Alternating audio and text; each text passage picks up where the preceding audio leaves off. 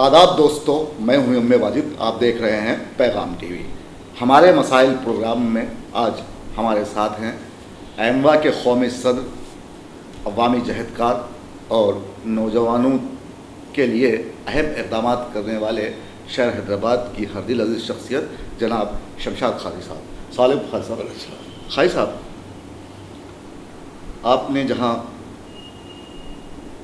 کئی محکمات میں خدمات انجام دینے والے لوگوں سے روابط رکھے ہیں، ان سے ملاقات کرتے ہوئے نوجوانوں کے خرچات ہوں یا پھر حکومت کی جانب سے دی جانے والی اسکیمات پر آپ بہت زیادہ دھیان دیتے ہیں اور نوجوانوں کا ذہن اس طرف راغب کرتے ہیں کہ آپ آئیے اور حکومت کی اسکیمات سے استفادہ کیجیے، آپ ایسا کرتے ہیں جی۔ اب تو قاضی صاحب حالات ایسے ہیں کہ میں آپ کو ایک شعر کے ساتھ شروع کروں گا۔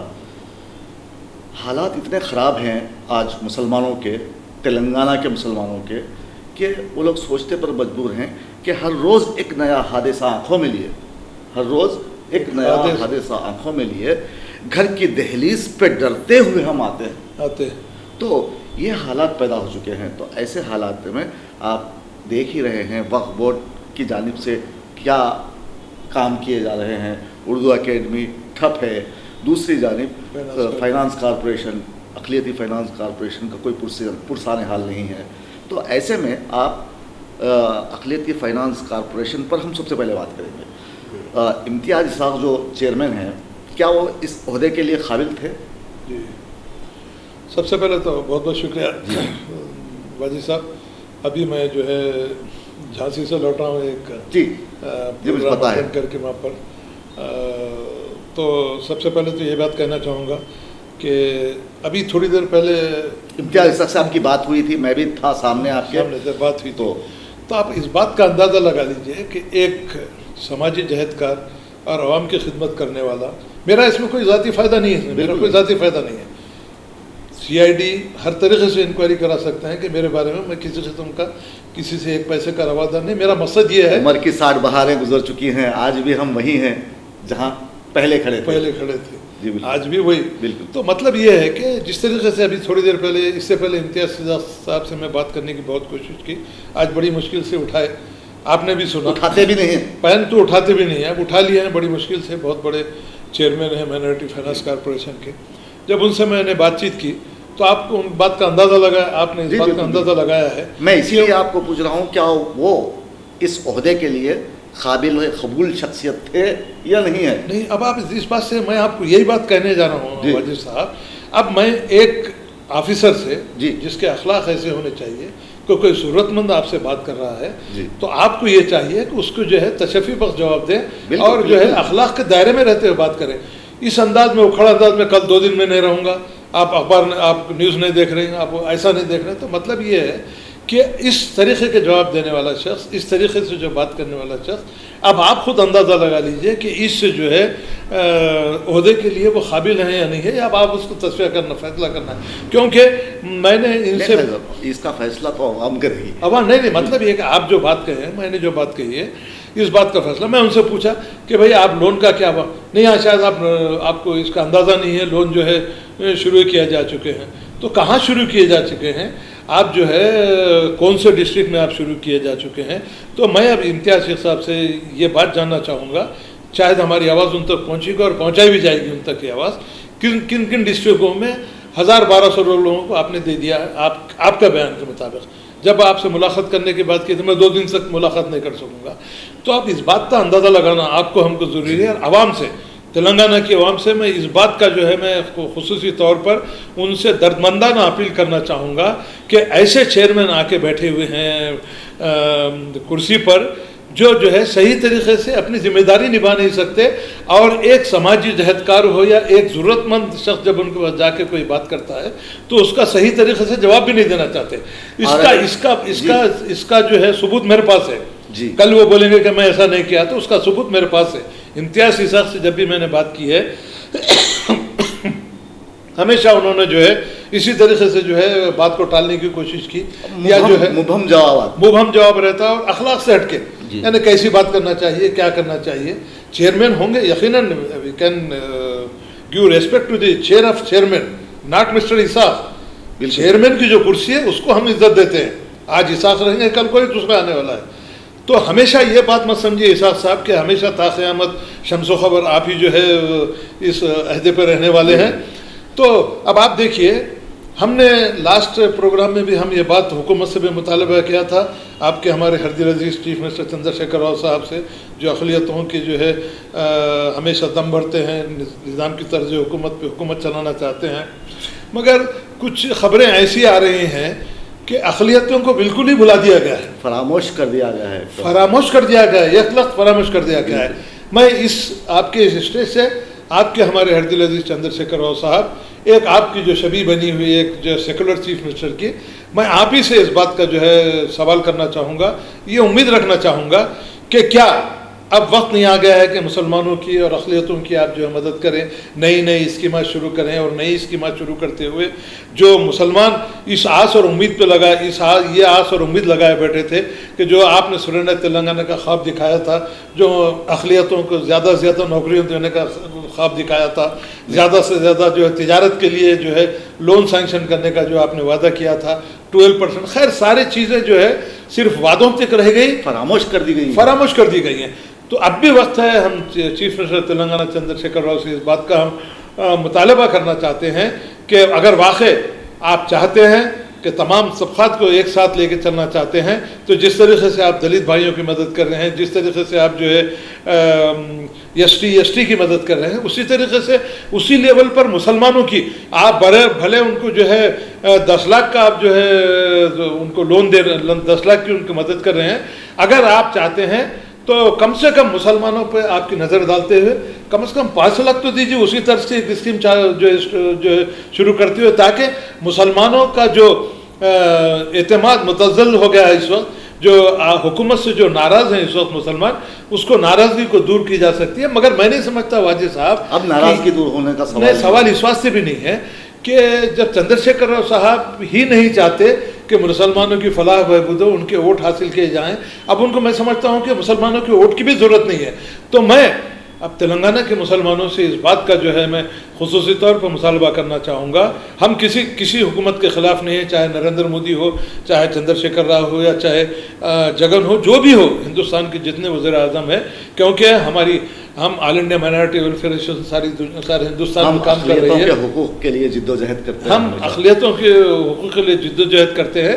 تو ہمارا مقصد یہ ہے کہ تمام جتنے بھی چیف منسٹر ہیں, جتنے بھی جو احباب مجاز ہیں, ان کو یہ سوچنا چاہیے کہ جب آپ بلند بانگ دعوے کرتے ہیں کہ ہم تمام طبقات کو ساتھ لے کے چلتے ہیں, تو پھر مسلمانوں کے ساتھ ہی صوتیلانہ سلوک کیوں؟ میں یہ سوال مسٹر چندر شیکھر راؤ سے بھی کرنا چاہوں. نہیں, میں بتا رہا ہوں خالد صاحب, چندر شیکھر راؤ خود کو بہت بڑے وزیر سمجھنے لگے ہیں. بڑا وزیر تو وہ کہلاتے ہیں, عہدہ تو بڑے وزیر کا ہی ہے, چیف منسٹر ہیں. تو انہوں نے جو دو باتیں کہی تھیں کہ آپ نے جو کہا نظام دور حکومت کو آپ نے سمیٹا, بہت ساری باتیں آپ نے کی خالد صاحب, اور آپ نے یہ نہیں بتایا کہ انہوں نے کہا تھا کہ ہندو مسلمان میری 2 آنکھیں ہیں, لیکن آج کل وہ ایک آنکھ کی بصارت سے محروم ہے, ایک آنکھ ان کی بصارت سے محروم ہو چکی ہے. تو ایسے حالات میں نہیں سمجھتا کہ اقلیتوں کا کوئی بڑا فائدہ ہوگا یا یہ چندر شیکھر راؤ کچھ کریں گے. اب جب ہمارے اپنے گھر کے بھیدی لنکا ڈھائے ہیں تو سی ایم سے ہم کیا توقع کریں گے؟ اب آپ لے لیجئے, سی ایم کو پتہ کیا ہے؟ کچھ پتہ نہیں ہے. ہمارا حکومت کا مشیر جب تک ہمارے مسائل کو وہاں تک نہیں لے جائے گا تو پھر سی ایم کیا کرے گا بتائیے آپ. یقیناً ہمارے واجد صاحب, میں یہی کہنا چاہتا ہوں کہ جب اے کے خان کو اتنا بڑا پوسٹ دیا گیا ہے, جو ہے ہمارا ایک نمائندہ بنا کے, ایک مشیر بنا کے جو ان کو جب اپوائنٹ کیا گیا ہے, تو یہ ساری ذمہ داری مسٹر اے کے خان کی بنتی ہے کہ وہ جتنے اسکیمات چندر شیکھر راؤ صاحب کی جانب سے اناؤنس کی گئی ہیں, کیا ان کے اوپر امپلیمنٹیشن ہوا ہے, کیا جو بجٹ ان کے اوپر جو مختص کیا گیا تھا بجٹ خرچ کیا گیا ہے یا نہیں کیا گیا ہے. یقیناً وزیر صاحب چندر شیکھر راؤ صاحب کے اوپر ہم کرٹیسائز بھی اس واسطے نہیں کرنا چاہتے, ہم یہ بات کہنا چاہتے ہیں کہ حکومت کو ہمارے تجاویز حکومت تک پیش کرنا چاہتے ہیں. کرٹیسائز کا مطلب یہ نہیں ہے کہ تنقید برائے تنقید نہیں، تنقید برائے تعمیر. تعمیر کا مطلب یہ ہوتا ہے کہ تنقید نہیں، تعمیر کا مطلب یہ ہوتا ہے کہ آپ نے جو اسکیمات اناؤنس کی ہیں مسلمانوں کے لیے یا نچلے طبقات کے لیے جو غربت کی سطح سے نیچے زندگی گزار رہے ہیں، بالکل ان کے لیے آپ نے جو اسکیمات اناؤنس کی ہے مسٹر چندر شیکھر راؤ صاحب، آپ کو اس بات کا جائزہ لینا بے حد ضروری ہے کہ کیا واقع آپ نے جو وعدے کیے تھے، آپ نے جو اسکیمات اناؤنس کی تھی، کیا اس کے اوپر امپلیمنٹیشن ہوا ہے یا نہیں ہوا ہے. یہ سب سے پہلے ذمہ داری مسٹر اے کے خان کی ہے، مسٹر احمد ندیم کی ہے کہ یہ تمام چیزوں کا جائزہ لیتے ہوئے آپ کے ہمارے چیف منسٹر کے نالج میں یہ بات لانا ضروری ہے کہ صاحب آپ نے جو اسکیمات اناؤنس کی تھی، لوگ مسلمان بڑے خوش ہو گئے تھے کہ ان کو بھی جو ہے ان کے حالات درست ہوں گے، مگر آپ نے جو اسکیمات کا جو ہے اعلان کیا تھا اس کے اوپر اب تک عمل آوری نہیں ہو سکی. تو یہ باتیں جب تک حکومت کے اور چیف منسٹر کے نالج میں نہیں جائیں گی، میں سمجھتا ہوں کہ اس کو فائدہ ہونے والا نہیں ہے. بے شک. دیکھیے خالد صاحب، میں نے اے کے خان کے لیے ایک شعر کہا تھا، کرسی ہے تمہارا یہ جنازہ تو نہیں ہے، کچھ کر نہیں سکتے تو اتر کیوں نہیں جاتے.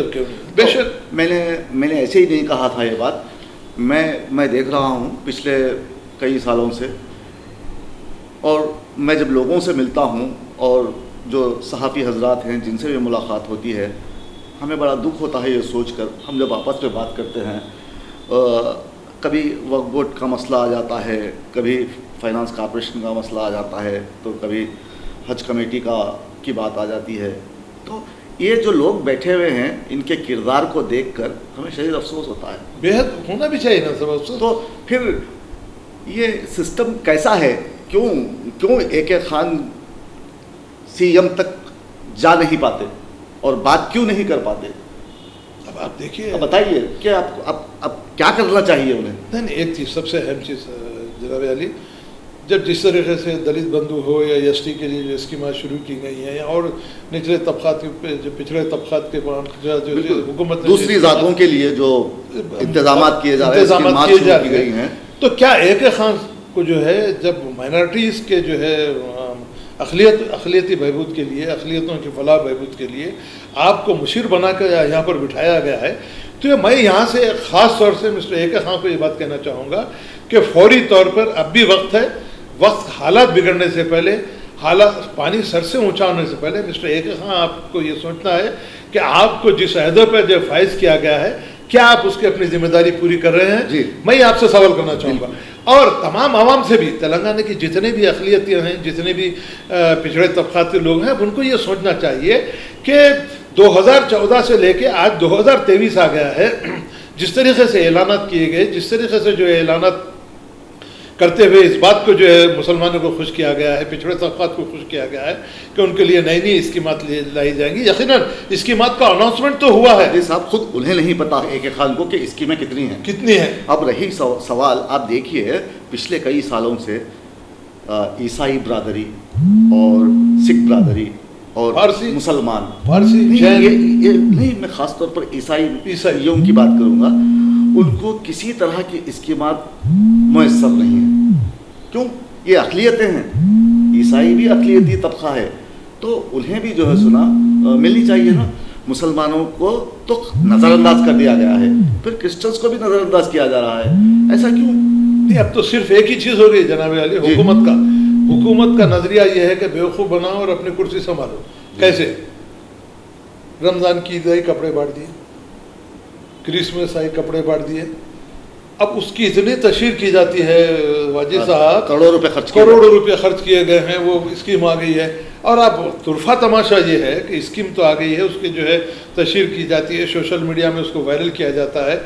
تماشا یہ ہے کہ انتہائی شرم کی بات یہ ہے کہ مسٹر اے کے خان کو یہ سوچ لینا چاہیے تھا کہ جب آپ کے پاس افطار پارٹی کے لیے پیسہ آپ کے پاس حکومت کے جانب سے جب آپ کو نہیں جو ہے الاٹ کیا گیا تھا یا منظور نہیں کیا گیا تھا، تو یہ افطار پارٹی کرنے کی ضرورت کیا تھی؟ آپ جواب دیجئے مسٹر اے کے خان اور مسٹر احمد ندیم صاحب، آپ اس کو بات کا جواب دینا آپ کو ضروری ہے. وہ تو ایک تماشا بن گیا. اس کا بھی جو ہے ایک جو ہے ہم دیکھیں اس کے اندر کوئی وی آئی پی گالیاں دے رہا ہے، کوئی اس کو جو کھانا نہیں ملا، یہ عجیب قسم کا ایک معاملہ ہو گیا، ماحول ہو گیا. اور وہ بھی صاحب تماشا یہ ہے کہ حکومت جو ہے جو پیسہ جو ہے بینکیبل اسکیم کے لیے الاٹ کیا گیا تھا، اس میں سے نکال کر کیا اس میں سے نکال کے جو ہے افطار پارٹی بنانا، یہ کہاں کی سمجھداری ہے؟ اب یہ مسٹر اے کے خان اس کا جواب دے سکتے ہیں، یا مسٹر احمد ندیم اس کا جواب دے سکتے ہیں، یا مسٹر محمود علی جو ہمارے ایک نمائندہ ہے جو مسلمانوں کی نمائندگی کر رہے ہیں۔ میں محمود علی کی جب بات آتی ہے، وزیر داخلہ کی جب بات آتی ہے، تو مجھے مشہور شاعر، حیدرآباد کے مشہور شاعر صلاح الدین نیر کی وہ بات یاد آتی ہے۔ انہوں نے کہا تھا کہ یہ بہت شریف آدمی ہے، غیر مزرط رساں۔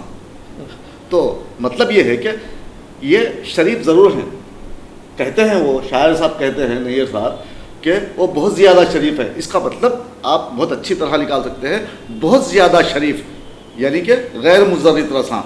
اتنا زیادہ شریف رہنا بھی صحت کے لیے نقصان دہ ہے، مجھے کہنا یہ ہے، شاعر کا کہنا یہ ہے۔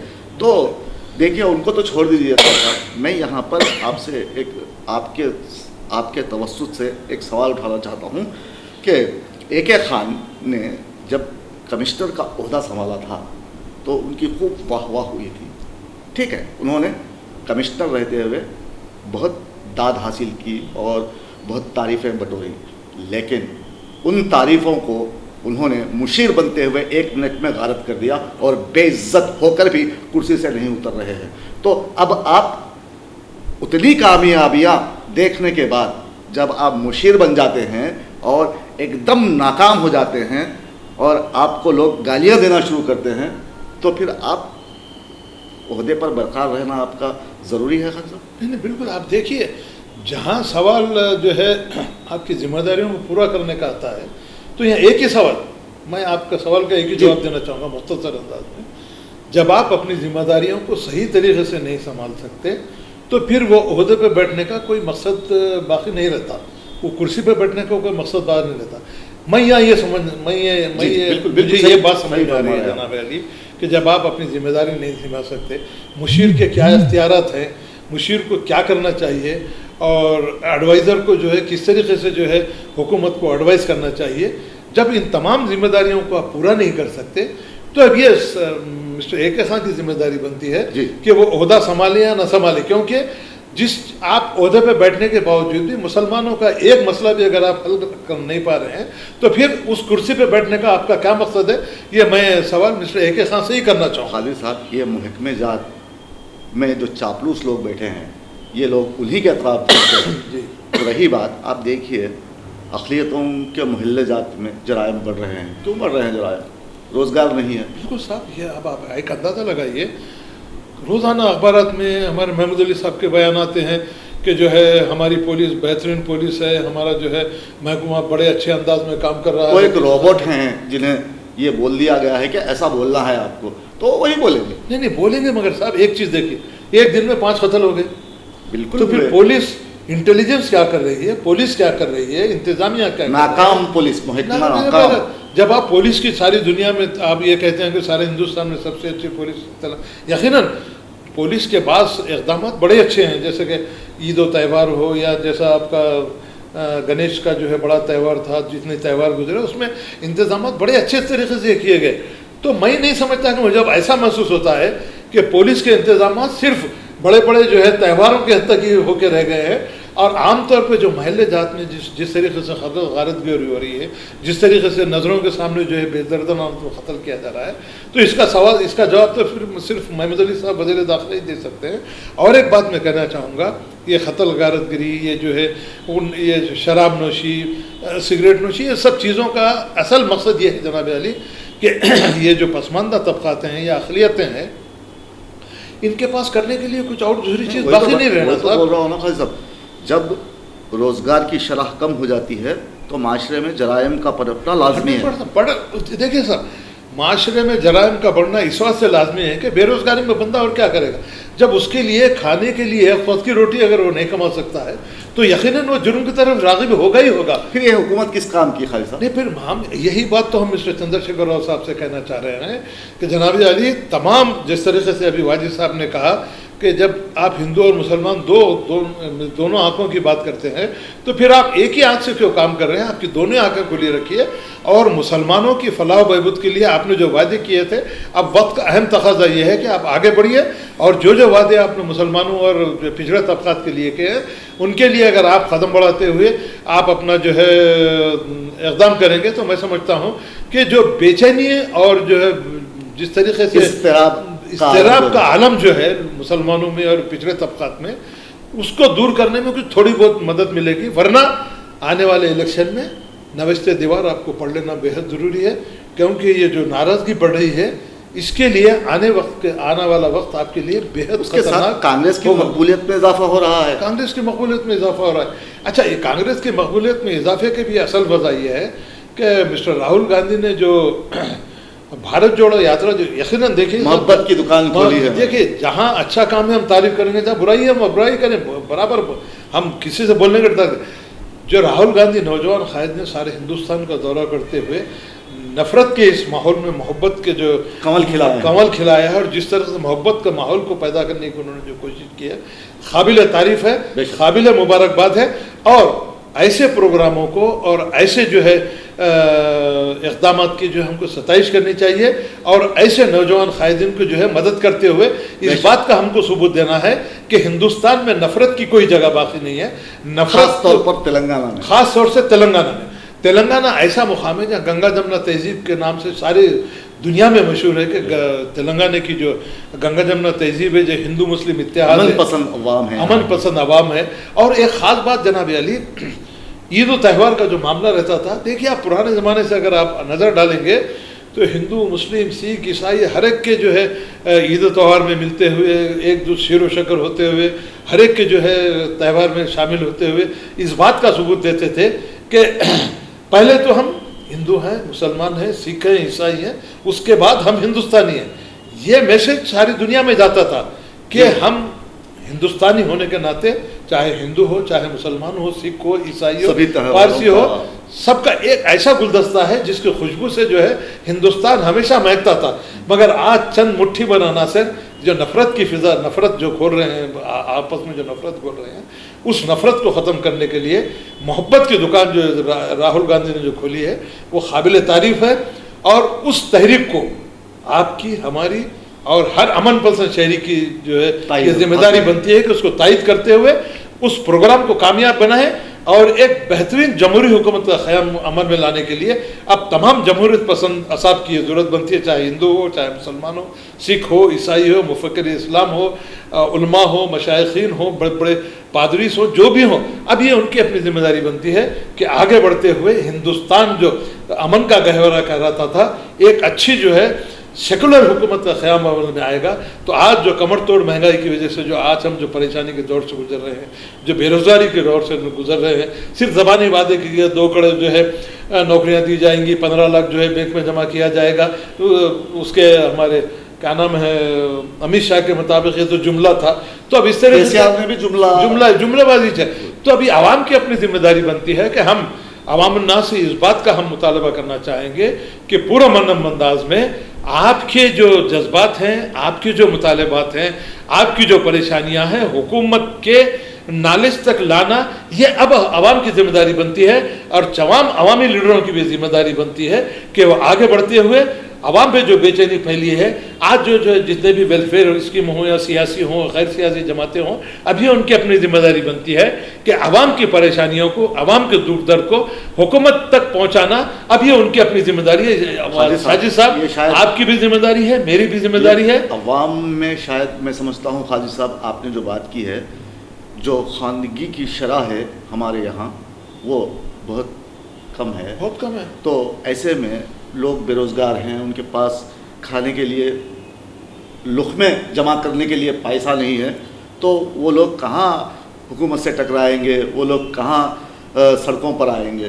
تو یہاں پر ہم جیسے لوگوں کو آگے آنے کی ضرورت ہے۔ آپ نے جو قدم اٹھایا ہے کہ ایسے جو ادارے جات ہیں جہاں انصاف کی ضرورت ہے، آپ نے جو قدم اٹھایا وہ قابل مبارکباد ہے۔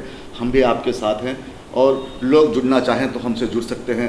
قاضی صاحب نے ابھی بتایا کہ کس طرح ایک اقلیتی فائنانس کارپوریشن کے چیئرمین کی بات چیت اور گفتگو کس طرح تھی، اور وہ بات کرنے کے لیے تیار ہی نہیں تھے، اور جب بات کر رہے ہیں تو اکڑی اکڑی باتیں کرتے ہیں. تو یہ سب چیزیں ہیں جو ہمارے ساتھ چل رہی ہیں. ہم ان سب چیزوں کو جھیل رہے ہیں. قاضی صاحب کئی مرتبہ لوگوں کو فون کرتے ہیں اور RTI سے دریافت کرتے ہیں کہ کیا ہوا. یہ ان کے اپنے مفاد کی کوئی چیز ہے نہیں، یہ صرف شہر کے اور تلنگانہ کے، انڈیا کے پورے مسلمانوں کے لیے، اقلیتوں کے لیے یہ لڑتے ہیں.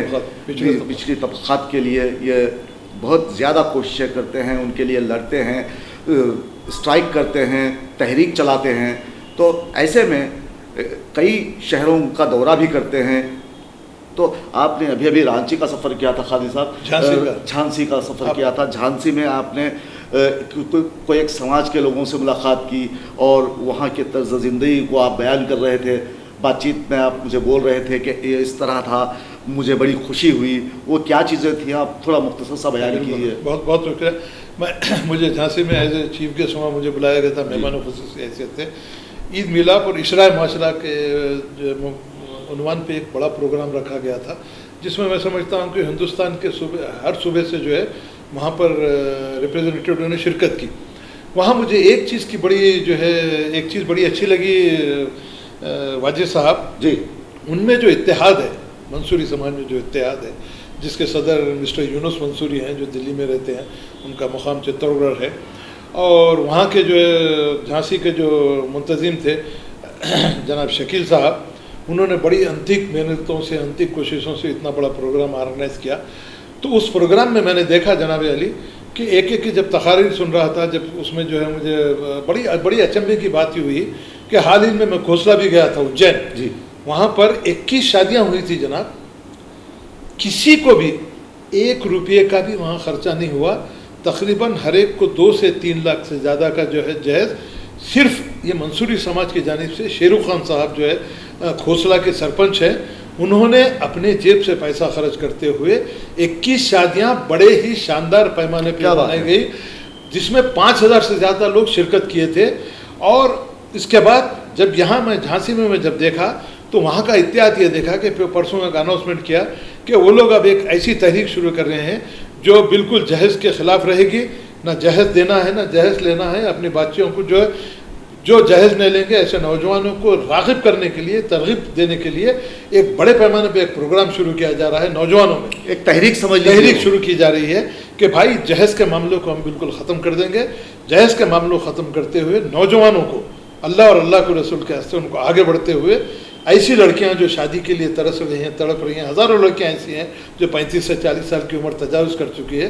ایسے لڑکیوں کی مدد کے لیے منصوری سماج آگے بڑھ رہا ہے، جس کے ذریعے تعلیم میں بھی وہ لوگ جو ہے تعلیم دلانے کے لیے بھی، فری تعلیم دلانے کے لیے بھی آگے قدم بڑھا رہے ہیں.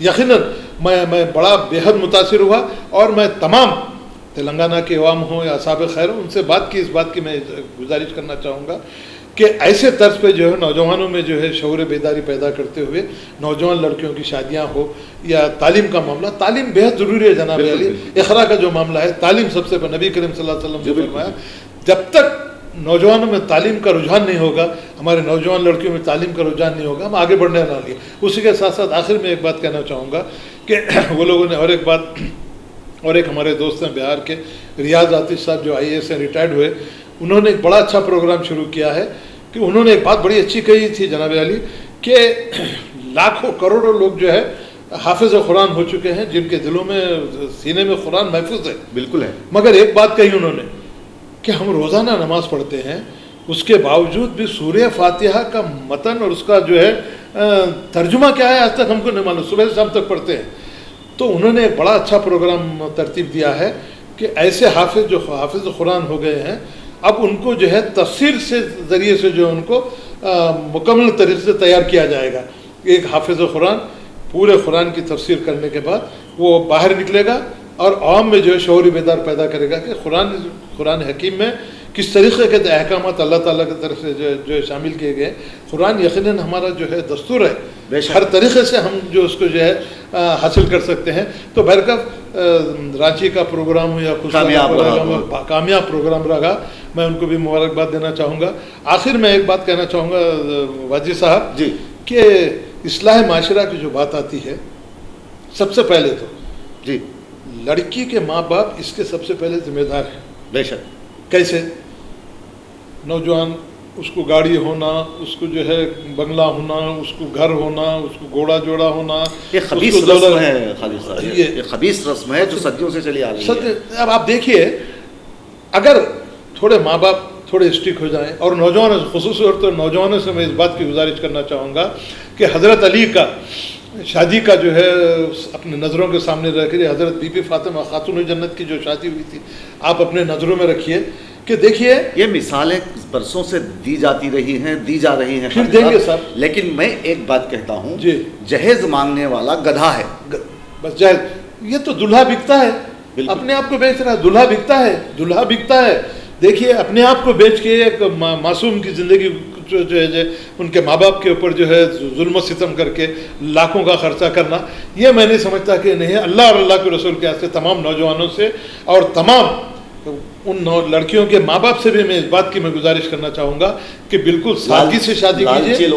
लालची लोगों को अपनी बेटी मत दीजिए, ताकि वो बेटी की ज़िंदगी ख़राब ना हो, और अपने बच्चों को ज़्यादा से ज़्यादा तालीम देते हुए दीनी तालीम, और ख़ास तौर से जैसा कि भाई साहब आपने कहा, दीनी तालीम बेहद ज़रूरी है। आज जिस तरीके से हालात बच्चे हमारे जो है अपना मज़हब तब्दील कर रहे हैं, उसके लिए बेहद ज़रूरी है। और बच्चों के लिए ख़ास तौर से मैं कहना चाहूँगा, जो बच्चियाँ मुर्तिद हो रही हैं, माँ बाप की गलती है, नौजवानों की गलती है। आज वो लोग जो है मैरिज ऑफिस में बैठे हुए देख रहे हैं कि कौन मज़हब तब्दील कर रहा है, कौन कर रहा था। हमारे नौजवानों की भी ये जिम्मेदारी बनती है कि मैरिज जहाँ पर होती हैं, रजिस्ट्रार ऑफ मैरिज पर जाके बैठिए कि कौन सी बच्ची मुर्तिद हो रही है, कौन सी बच्ची है। बहरकत मैं नौजवानों से फिर एक मरतबा इस बात का मैं मुतालबा करना चाहूँगा कि अल्लाह और अल्लाह के रसूल के वास्ते शादियों को आसान बनाइए, कम से कम खर्च में शादी कीजिए। और जो नौजवान, जो मासूम लड़कियां, हज़ारों लड़कियां ऐसी बैठी हैं जो जहेज़ के वास्ते अपनी शादियों से महरूम हैं, ये नौजवानों की जिम्मेदारी है कि अल्लाह ताला यकीनन आपका घर जो है जन्नत में बनाएगा, अगर आप सादे तरीके से शादी करते हुए, माँ बाप के ऊपर रहम करते हुए अगर आप आगे कदम बढ़ाएंगे। तो मैं समझता हूँ वाजिद साहब, ये सबसे बड़ा कारनामा होगा। कादी साहब, आपने बड़ी अच्छी बातें हमें कही, और नौजवानों को आपने कहा कि हुक्का फूंक कर क़त्ल व गारत गरी करना एक मायूब अमल है और एक जुर्म भी है। जो गलत काम है उसे ना किया जाए, और अपनी सोहबत बदलें और अच्छी सोहबत में रहा करें। खादी साहब ने ये भी नौजवानों को बताया, और उन्होंने बताया कि उनकी जो तहरीक है, वो जो तहरीक चला रहे हैं, ये सब नौजवानों के लिए है। नौजवान उनकी इस तहरीक से जुड़ें और आगे बढ़ने की कोशिश करें ताकि आपका मुस्तक़बिल संवर जाए। खादी साहब, आपने बड़ी अच्छी बातें की, बहुत बहुत शुक्रिया। दोस्तों, हमारे मसाइल प्रोग्राम में हमने अभी जो बातें कही, या जो बातें हमने खादी साहब से दौरान गुफ्तगू की, उन बातों में सच्चाई अगर है तो आप हमारे चैनल को सब्सक्राइब ज़रूर कीजिए और शेयर करना ना भूलें, क्योंकि ये जो तहरीक है ये बहुत बड़ी बनने वाली है। ये कई इसाक़ आए गए चले गए जो जिन्हें बात करना नहीं आता, ये इस तहरीक के ज़रिए ऐसे कई लोगों को रोकते हुए आगे निकल जाएगी। ये तहरीक एक वक्त आएगा इंशाअल्लाह। तो दोस्तों, आप हमारी न्यूज़ और हमारे प्रोग्राम देखते रहिए ताकि आपको इल्म हो कि अक़लियती इदारों में हो क्या रहा है, लोग कैसे हैं, कैसे लोगों को कुर्सियों पर लाकर बिठाया जा रहा है, क्यों बिठाया जा रहा है, और चापलूस लोग किस तरह जो है ना अपनी तिजोरियां भर रहे हैं। तो ये सब जानना आपकी ख़ुद की ज़िम्मेदारी है। आप देख रहे थे पैगाम टीवी। मुझे दीजिए इजाज़त। आदाब, शब बख़ैर।